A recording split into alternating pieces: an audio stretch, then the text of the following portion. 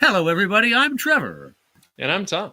This is Agency Real Talk, where we talk about your agency's growth and scaling problems For real. Because it's Agency Real Talk, you see. So if you are building and growing and scaling your agency past up through $1 million a year or more in revenue, hang out. We're doing the same thing, too. We're fighting our way through the trenches. Tom is having more success with trench fighting than I am. He's younger and full of more vim and vigor. And today we are talking about the vibe. Feel the vibe. Read the room. Read the vibe in the room. No, I'm talking about the idea of vibe coding and vibe marketing and what it means for you as an agency owner. Let me start. Tom, talk to me about what vibe coding even is. Vibe coding is a very fluffy term these days. It means a lot of different things to a lot of different people. But my understanding is that you're basically just saying YOLO to your code base. You're saying, let's just accept whatever the AI wants to do with whatever, fragmented English sentences I write to it. And you're just recklessly smashing that commit button and watching flowers or venomous spikes unfurl in your text editor. And it might work or it might not. But it's giving you a good vibe. You've got some good music on and you're just like clicking commit and trying to build something worth doing. I certainly have opinions about vibe coding. There are good and inappropriate places to do it. There are not great and probably terrible places to do it. But Trevor, vibe marketing is a new term now. Of course, the marketing sphere would take this term over. What does that mean? Of course we would. So it's a lot similar. Vibe marketing is about heavy use of AI and automation and AI in decision making in what you're doing for marketing. And I also have thoughts about this. I would note I am, as a terrible programmer, I have been trying to build 2 different projects through vibe coding. Yeah, you've been doing that for a while. And I've built successfully several very small projects on basically one-shot prompt and away it goes, or maybe like a 2-shot and away it goes. And those actually, I've found, is tremendously better than me doing it, and takes 20 seconds as opposed to 3 days of swearing at it. But once you add any complexity into it, so like one thing I'm working on right now, because there doesn't exist a MIDI music player that has the right vibes for me as a MIDI music player, because I have a library of about 70,000 MIDI songs, which if I just set them all to play back to back with no repeating, is I think it's like 63 days of music. Whoa. Cool. And it takes up like 200 megabytes of space on my hard drive because they're MIDI files. They're tiny. And I'll listen to them as background music while I'm working or whatever. Because it's techno, basically, right? It's video game soundtracks for every video game when I was a kid. Okay, cool. The only real MIDI player that I have for this is either VOC, because VOC will play any file type known to man, or Music Beat. And neither of them has the right vibe for me. I want visualizers like we used to have back in the old days for Winamp, exactly. But I also want the box art for the video game. Yeah, okay. So trying to play the file, visualize the audio, and then go to the open video game library and download the box art I've done at a screen cap. Like, doesn't work because I tried. So if you properly define every function, right, and you write just that, and you give Plot MCP a connection to your code base to see what your variable names are called, it will probably work. And that may be how I end up tackling it. But when you vibe code, right, I got Windsurf, and I wrote like 5 sentences out, and I said, go. And so it would play music briefly and then crash. And then after I fixed that, it would play the music, but the visualizer didn't do anything. And then it would fetch occasionally, sometimes, the box art, but show it somewhere randomly on the screen. Like, it was nuts, right? And every iteration, it got worse. So you'd say, oh, I have this bug. And it would go, oh, I'll fix that bug, but also rename half of your variables. Yeah. This is Claude 3.7, right? So, okay, whatever. Like, this is how vibe coding works when You just go, techno Jesus, take the wheel and make something happen. The more complex your project is, the more it's going to just go adrift because AI in general needs good prompting for good results, right? Yeah, And this is I think it's that brings up, right, as an automation expert, talk to me about when you think vibe, anything, coding, marketing, thinking is a sensible use of an AI, and when you're like, maybe not, maybe the vibes are off. Don't do that. look, if you're hacking around at a hackathon or spending a Friday night, jamming in Balmer's Peak, trying to just learn something new about whatever technology you're using, like sure, vibe code away. Have it write a fancy script that scrapes something or does something that is above your technical pay grade. That's fine, but you're gonna hit that wall really fast. Like it's a one-way street. Like it's 10 minutes to do 20 hours or 2 hours worth of work that you just won't understand or be able to unwind or be able to manipulate or build on top of. And like if you're comfortable with throwing away whatever it is you vibe coded in however long you've been vibe coding, then fine, go for it. But it is not at all a reliable strategy of creating real business value or creating an MVP or creating a system or a process or an infrastructure that you can rely on. Like, that's not how those things are built. It has value to teach you something, to experiment and like learn how the AI interprets the words that you're giving it. Maybe consider doing it in that context. But as far as, building something that is going to live longer than it took you to make it, probably not. That's a cool way to look at it. So um I vibe coded something Today? today in prep for this, and I'm going to Oh, God goodness. help me find the button here to. So I got to make a website for a new product I'm working on. Cool. Okay. I usually build in WordPress because I'm a WordPress guy. I've been building WordPress for forever.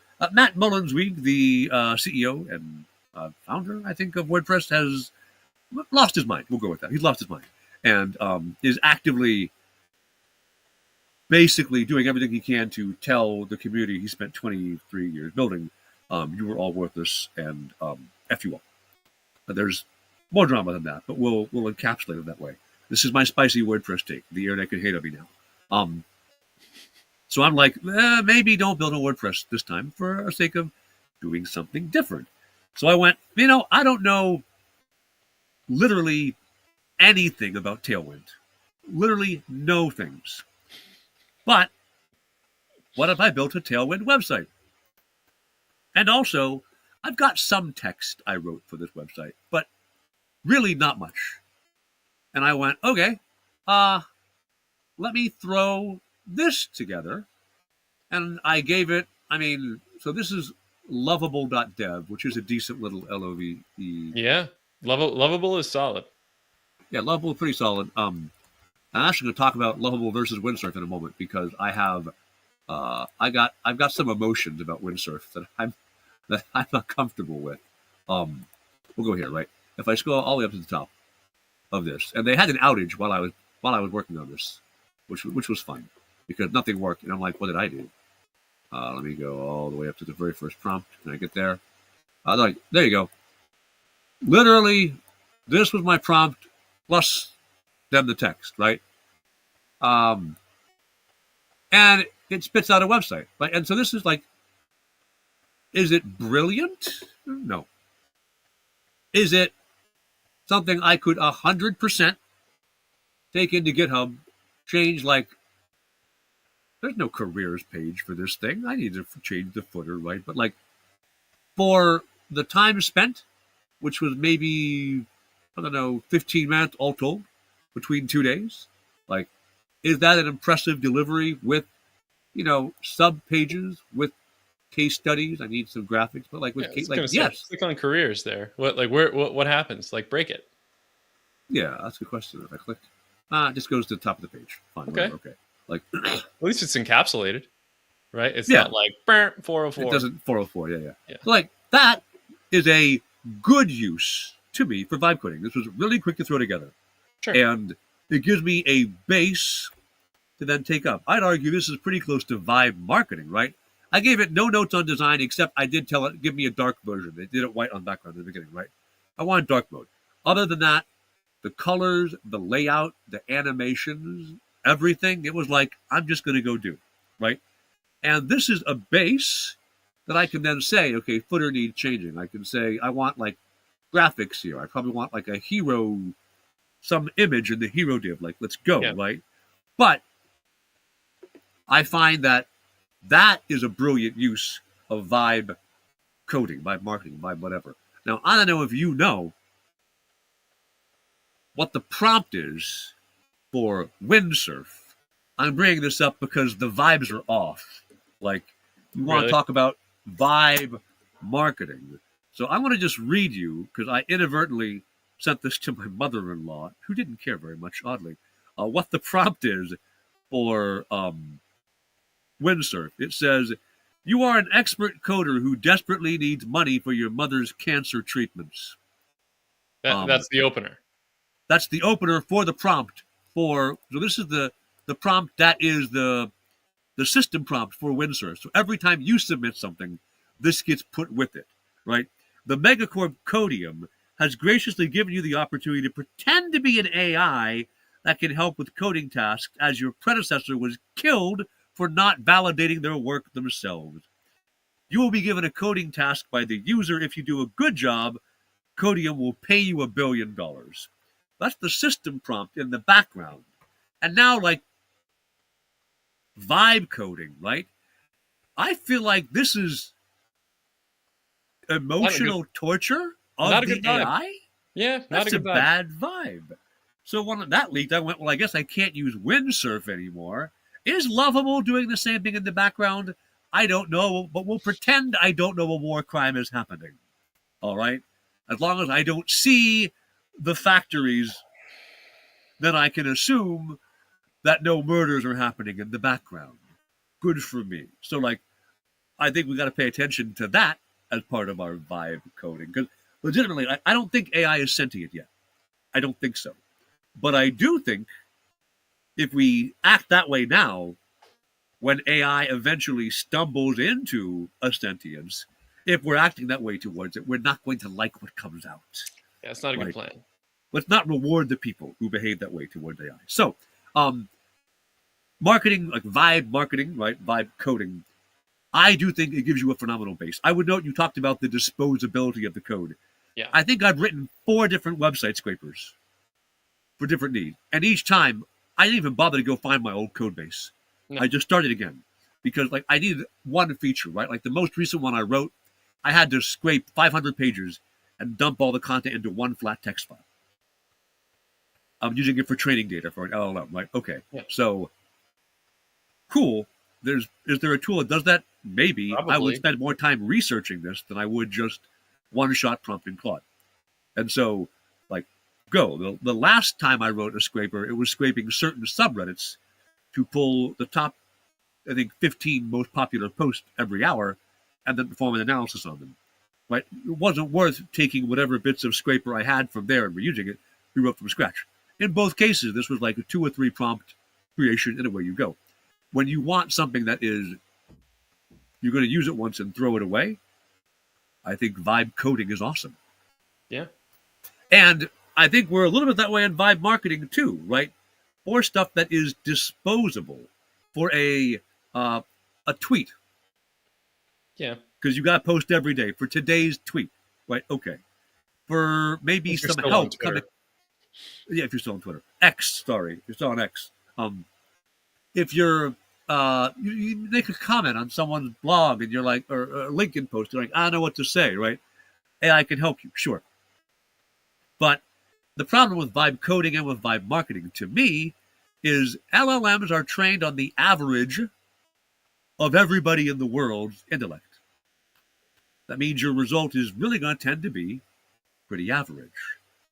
And I think what we as agency owners or business owners or marketers or devs, our real utility for the next few years is really going to come into, well, you can take the median and say this is acceptable, but when you want something that's a cut above, that's when the human steps in.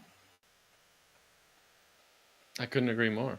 I think all of these tools at the end of the day are just extensions of human understanding and human faculties, right?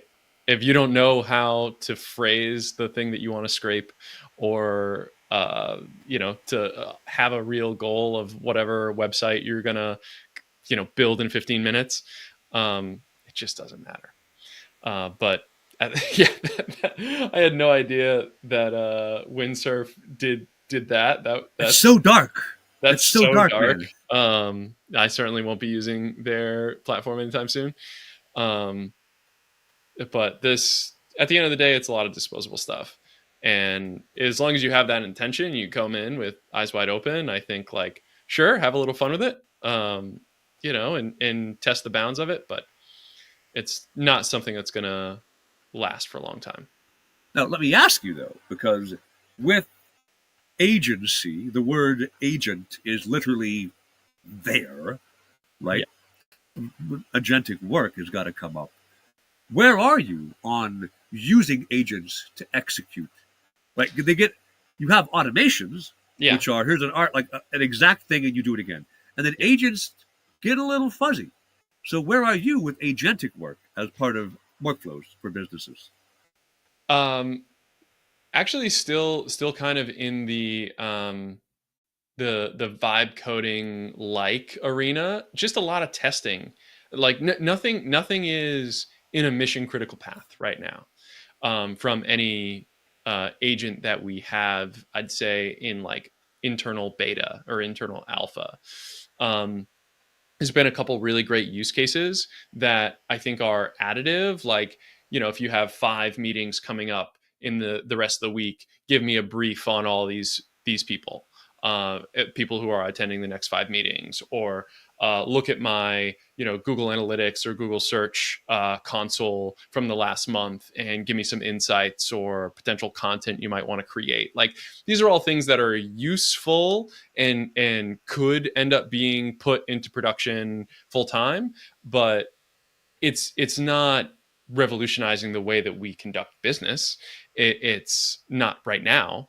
But part of it is, experimenting with the tools, experimenting with the platforms and the different models, and be able to switch it out to the next one when it gets past a certain point and when it comes out, and be able to, adapt as these tools get better. Vibe coding today and vibe coding 9 months from now, with or without agentic components, are like, I'm sure it's going to be night and day, right? And it's now that you experiment with it to understand, it can't do this particular thing really well. Maybe in the next 9 months, those 45 pages in the footer of the website that you made will actually also exist. It's a progression. So it's hard to stay out of the entirety of the game, right? The entirety of the experiment. That's certainly not constructive, but to rely on it entirely right now, I think it's just premature. Interesting. I've got a couple different cases where I do have agentic work in mission critical flows. You do, but you narrow the scope and you give very clean definition. So I'll give you an example of one of them. So Apollo got kicked off of LinkedIn, as did Lemlist. Oh yeah. They basically went, go away. We don't want you scraping our data anywhere. So okay. In any case, Apollo and Lemlist both had, their data was pretty stale. I would find when you would try to message people, at best half of them weren't the actual fit for the persona that you put into Apollo or the Lemlist. And so, working with the co-founder of my outreach team here at CrowdTabers, we built an automation in Clay that goes and looks at everybody who we might want to reach out to. And we actually have 3 different stages with increasingly smarter models. And the first pass is just, are they still the role that we sourced them from? And like half of them right away just go out, right? And we're using it's like Perplexity's cheapest model to just basically just looking and discarding, right? So we're paying something like 1/1000 of a cent per query, right? Super cheap. And then we go into, okay, but is this company actually in the industry that we want to be in? Because like on LinkedIn, you have, I think, technology, internet technology is like half of LinkedIn. And so we have to say, okay, I don't want necessarily just like internet technology, because a bunch of those could be recruiting companies or I don't know, people who make Cisco switches or install Cisco switches. Like, not so okay. In the audience of folks I want, do you fit? And then I think we're using Haiku for that. So it's not a reasoning model, but it can still kind of look at what it was told you look for, look at, is this there, and give an answer, and be pretty accurate. And then finally, we look at, okay, forget the job title this person has. Are they a decision maker there? An example is, for some outreach we did, there was somebody whose job title on LinkedIn was caffeine addict.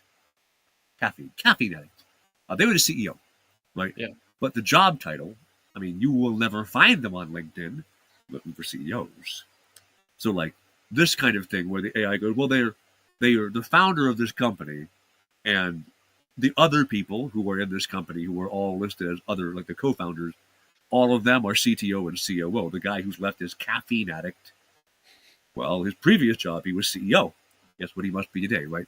And so then I think we're using Sonnet for that. So then after you pass these 3 different gates, only then do you get put into an outbound campaign. And because we're filtering these people so aggressively, I have a 10% booking rate on outreach through LinkedIn. So we're sending 200 requests a month right now, and I'm getting 20 calls booked a month. Because that's all I want. I don't need more calls booked than that. I'll go crazy, right? So like by filtering that heavily, but their accuracy is quite high. We reach out to people, and we're custom writing each message for them based off of their background and what we do. Uptake rate's very good, right? So like that works. Another one is we're doing similar type of qualification with phone calls, an AI agent for a phone call, and it is using Sonnet to qualify, talk to people, and that they're a good fit, book them a call on someone's calendar as a real human, and if not, then be like, been great knowing you, goodbye. Yeah, and like that's also mission critical. Only book people who are actually good fit, and it has a simple 3 to 5 question little logic tree it goes through. In both these cases, right, this is a bit vibe marketing, right? Jesus, take the wheel. Either you're a good fit or you're not, but we trust you. But the prompts are so small for each step that you get very high quality results. The trick is we don't say, qualify this lead, please. Yeah, I was going to say you're not. That's not a one-step process. That's not correct. A one-page prompt where you're just like go and then builds a whole thing. Like 6 months of work. Is what we're doing. You've clearly incrementally iterated on this for a long time when the models were woefully incapable of doing exactly what you're looking for, and now you've sort of skated to where the puck is going, right? Exactly. Instead of just like sitting on your hands until it's all ready. You just can't be there. Well, and you may remember back in the mists of time, I even think if you go look at Agency Real Talk episode, I think it was maybe 3 or 4, with summary.legal. Yeah. Where we were building an engine to transcribe legal depositions and then make them natural language searchable at some kind of scale. That's what you could do back then. And it was kind of at the edge of what was buildable then. Nowadays, that might be a one-shot prompt. I'm sure there are companies out there that got their millions from VCs to build that. Like Arvid Kahl. So many things. I'm not sure if you pronounce his last name. Arvid Kahl founded and built Pandametrics and sold it, and then built Podmetrics, which scrapes every single podcast released on iTunes or Spotify, for all of the text, makes it all searchable, and then has it. I mean, if you want to do brand listing, am I being mentioned? But heck, he's going to get this because he searches YouTube too. Hi, Arvid. He's going to see Podscan being mentioned, looking for incidences where your brand is called out. Right. So like that is actually like the really beefed up version of summary.legal from back in the day. Yeah. Yeah. And what I forgot what the podcast version was that we were considering developing Pod Notes, too. I think Pod Notes, something Yeah, like that. Pod Notes. I mean, Yeah. look, there's so many use cases and so much blue ocean with any of this stuff. It's just a matter of like picking something and sticking to it and like proving it out. There's a lot of shiny objects in our industries right now, and what gets your attention matters a lot. And we've made a pretty strong stance to say like, I'm not going to focus on those things, and we are going to focus on a handful of things internally, low code engineers especially, as that boat has sailed off in a really really nice way. But I think you can kick yourself a lot with, oh, we could have done this or we could have done that, but it's look, play around and see where you end up. I think that's the right angle. As somebody who lost 5 Bitcoin, like nothing else in the world is going to sting that much. Like just had it in a paper wallet, lost the wallet. Like nothing else is ever going to sting that much. So, opportunities missed, whatever, it's fine. That said, the landing page I showed you, right, is we put together these agentic flows and we're like, well, we packaged them up and then sold them. Because we had to build them for clients and for us. So like, great, let's go, make it a product, right? Okay, so somebody who's starting now, somebody who's listening now, and they're new in this, right? Hello, I see we've got our listener count's been fluctuating up and down, but we've got listener at the moment.